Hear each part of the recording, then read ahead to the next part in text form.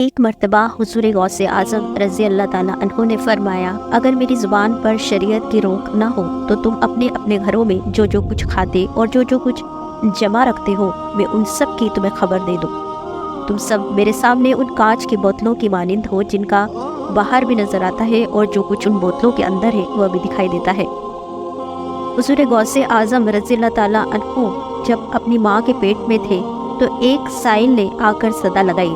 اس بدبخت نے جب دیکھا کہ عورت اکیلی ہے تو اندر گھسا چلا آیا۔ اسی وقت غیب سے ایک شیر نمودار ہوا اور اس خبیث کو چیر پھاڑ کر غائب ہو گیا۔ جس سال آپ پیدا ہوئے تو پورے جیلان میں 1100 بچے پیدا ہوئے اور سب لڑکے ہی تھے اور سب کے سب اللہ کے ولی ہوئے۔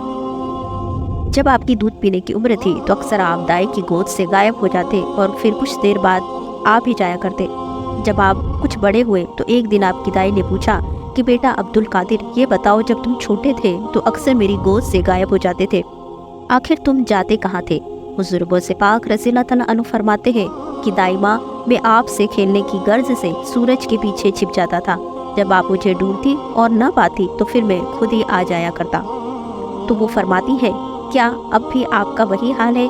تب حضور غوث پاک رضی اللہ تعالیٰ عنہ فرماتے ہیں، نہیں، وہ تو میرے بچپن اور کمزوری کا عالم تھا۔ اب تو حال یہ ہے کہ اس جیسے ہزاروں سورج اگر مجھ میں سما جائے تو کوئی ڈھونڈنے والا انہیں ڈھونڈ نہیں سکتا کہ کہاں کھو گئے۔ ہمارے غوث اعظم صفحہ 211۔ جب آپ 4 سال کے ہوئے تو آپ کی والدہ ماجدہ نے بسم اللہ خوانی کے لیے آپ کو مکتب میں بھیجا، جہاں آپ کے استاد نے فرمایا کہ بیٹا پڑھو بسم اللہ الرحمن الرحیم۔ تو آپ نے بسم اللہ سے جو پڑھنا شروع کیا تو پورے 18 پارہ پڑھ کر سنا دیے۔ استاد نے حیرت سے پوچھا کہ بیٹا یہ آپ نے کب اور کہاں سے سیکھا؟ تو حضور غوث پاک رضی اللہ تعالیٰ عنہ فرماتے ہیں کہ میری ماں 18 پاروں کی حافظہ ہے جسے وہ اکثر ورد کیا کرتی ہیں، تو میں نے ان کے پیٹ میں رہتے ہوئے سب سن کر یاد کر لیے۔ ایک مرتبہ رمضان شریف کے چاند کے بارے میں کچھ اختلاف پیدا ہو گیا۔ بعض لوگ کہتے تھے کہ چاند ہو گیا، بعض کہتے تھے نہیں ہوا۔ حضور غوث اعظم رضی اللہ تعالیٰ عنہ کی والدہ نے ارشاد فرمایا کہ میرا یہ بچہ جب سے پیدا ہوا ہے رمضان شریف کے دنوں میں سارا دن دودھ نہیں پیتا۔ آج بھی چونکہ عبد القادر رضی اللہ تعالیٰ عنہ نے دودھ نہیں پیا اس لیے رات کو واقعی چاند ہو گیا ہے۔ چنانچہ پھر تحقیق کرنے پر یہی ثابت ہوا کہ چاند ہو گیا۔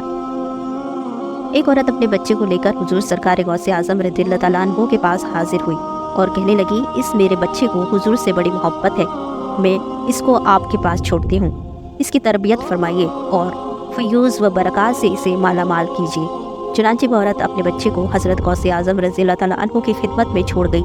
کچھ دنوں کے بعد اپنے بچے کو دیکھنے کے لیے آئی تو دیکھا کہ اس کا بچہ کمزور ہو گیا ہے اور جو کہ خشک روٹی کھا رہا ہے۔ پھر حضور سرکار غوث اعظم رضی اللہ تعالیٰ عنہ کی خدمت میں گئی تو دیکھا کہ آپ کے آگے پکی ہوئی مرغی رکھی ہے جسے آپ تناول فرما رہے ہیں۔ اس عورت نے عرض کیا، حضور آپ خود تو مرغی کھا رہے ہیں اور میرا بیٹا جو کی خشک روٹی کھا رہا ہے۔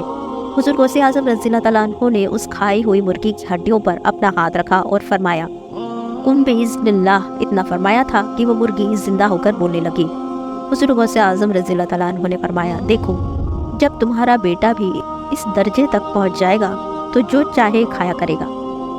حضور سرکار غوث اعظم رضی اللہ تعالیٰ عنہ کو اللہ تعالیٰ نے یہ شان عطا فرمائی ہے کہ مردوں کو قم بإذن اللہ فرماتے تو وہ زندہ ہو جاتے تھے۔ حضور غوث اعظم رضی اللہ تعالیٰ عنہ ابھی بچے ہی تھے کہ آپ کو علم کا اور مقبولان حق کی صحبت کا شوق پیدا ہوا۔ آپ نے اپنی والدہ سے عرض کیا کہ امی جان مجھے اجازت دیجیے تاکہ میں بغداد جا کر علم دین حاصل کروں۔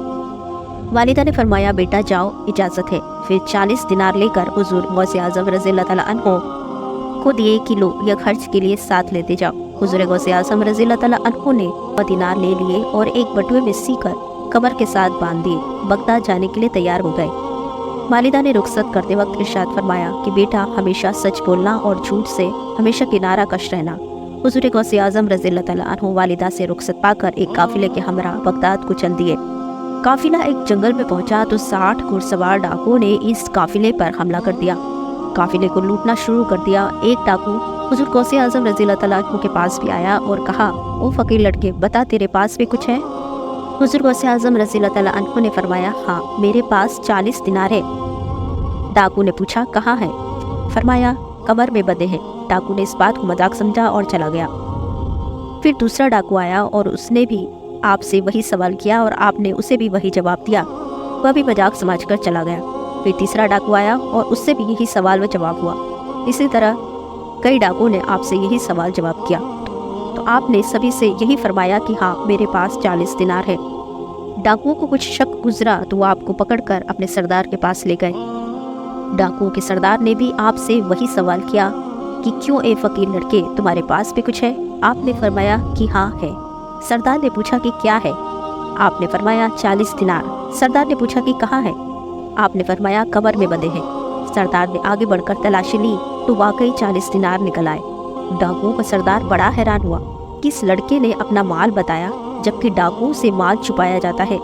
चुनांचे डाकुओं के सरदार ने बड़े ताज्जुब के साथ हुज़ूर गौसे आज़म रज़ी अल्लाह ताला अन्हो से पूछा कि लड़के, तुमने ये माल हमसे छुपाया क्यों नहीं? साफ साफ बता क्यों दिया? आपने फरमाया, मेरी वालिदा ने मुझसे सच बोलने का वायदा किया था, इसलिए मैंने सच ही बोला। सच ही बोलता रहूँगा ताकि वालिदा के साथ वायदा शिकनी न हो जाए। डाकुओं के सरदार ने यह बात सुनी तो चीख मार कर रोने लगा और कहा कि अफसोस, ये लड़का तो अपनी वालिदा के साथ किए गए वायदे का इतना ख्याल रखे और मैं जो अपने रब से वादा करके आया हूँ आज तक उसे निभा न सका। ये लड़के इधर ला, मैं तेरे हाथ पर आइंदा के लिए तौबा करता हूँ। ये कहकर उसने सच्चे दिल से तौबा की और फिर अपने मातेहत डाकुओं से कहा कि जाओ भाई, मेरे साथ अब तुम्हारा कोई वास्ता नहीं। उन डाकुओं ने जवाब दिया कि आप हमारे सरदार ही रहेंगे, व इस तरह कि हम सब भी इस बुरे काम से तौबा करते हैं। तौबा करने वालों में आप ही हमारे सरदार हैं। चुनांचे उन सब ने भी सच्चे दिल से तौबा की और लूटा हुआ माल वापस करके आइंदा अच्छी और शरीफ जिंदगी गुजारने लगे।